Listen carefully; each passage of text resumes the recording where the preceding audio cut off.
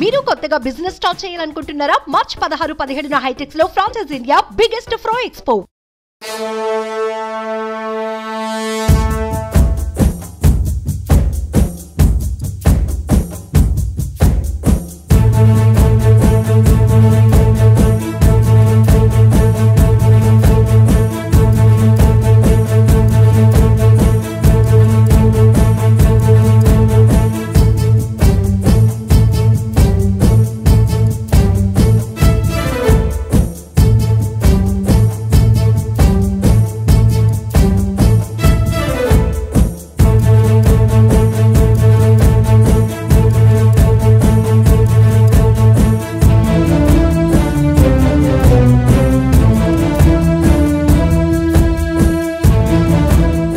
ఆ రోజుల్లో చంద్రబాబు గారు అన్నారు మాకు 10 సంవత్సరాలు.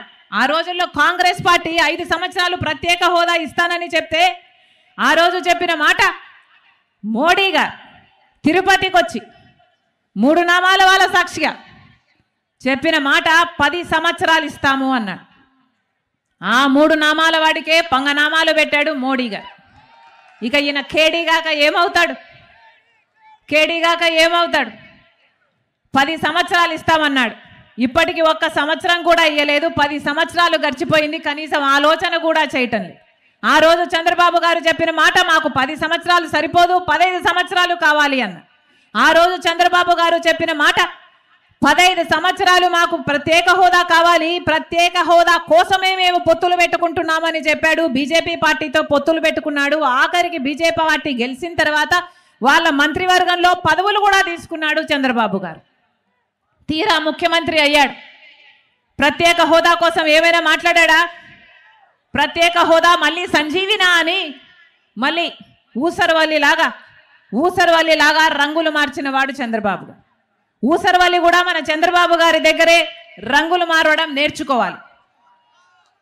ఆ తర్వాత అప్పట్లో ప్రతిపక్ష నాయకుడిగా ఉన్నాడు జగనన్న గారు.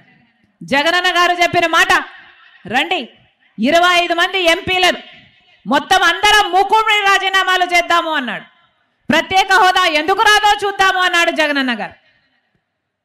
జగనన్న గారు వచ్చిన ఎన్నికల్లో పోటీ చేస్తే ప్రత్యేక హోదా అంశం తీసుకొని పోటీ చేశాడు.